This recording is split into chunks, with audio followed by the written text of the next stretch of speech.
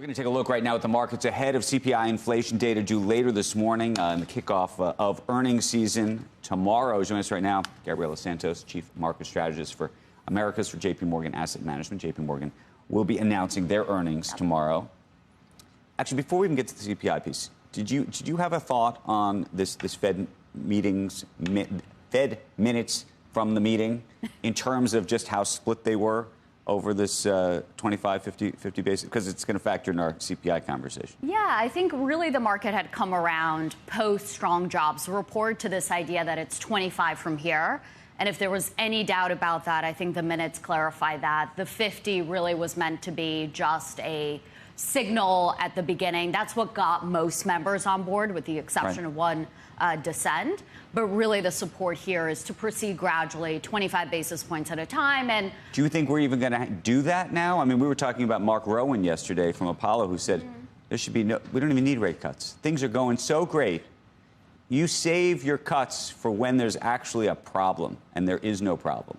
And I think that's where there's an interesting discussion happening here about what the neutral rate is.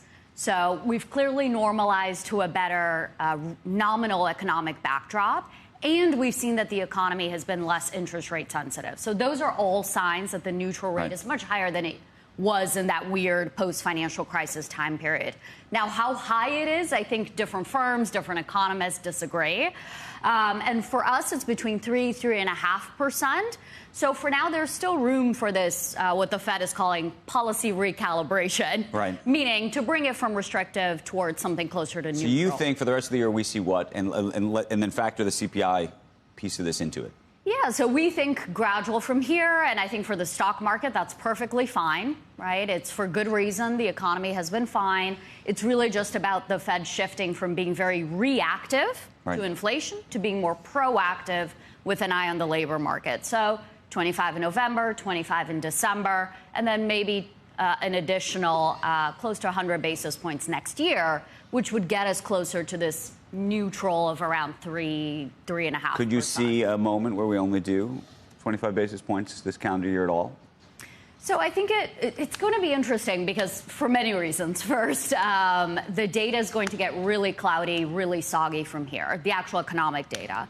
We've had strikes, we've had 2 hurricanes, which are really going to complicate a clear reading from the labor market. And a lot of Fed members discussed that, actually, during the minutes, even before Hurricane Milton.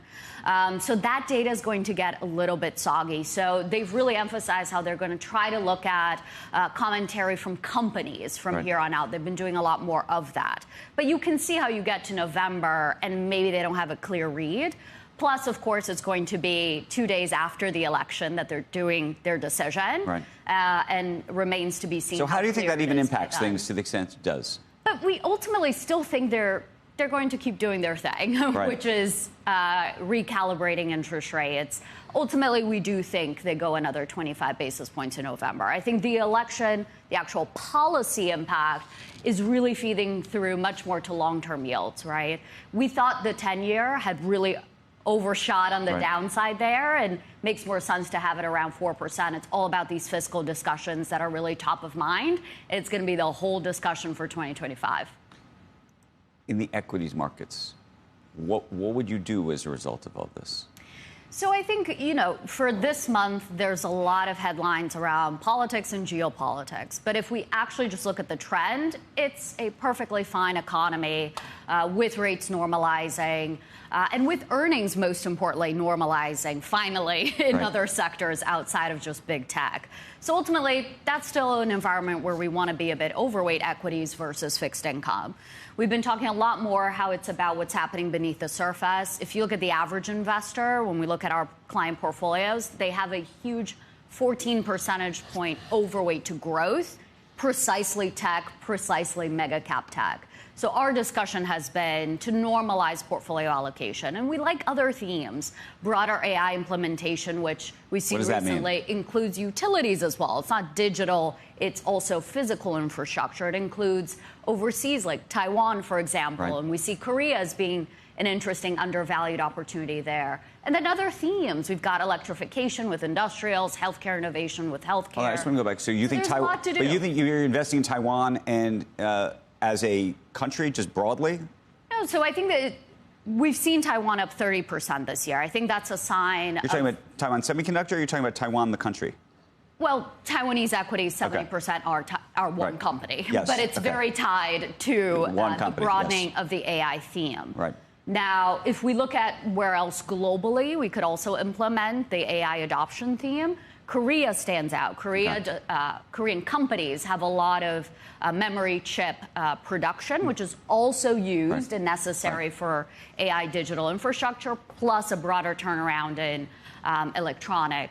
And plus, it's not been doing very well. It's very discounted this year.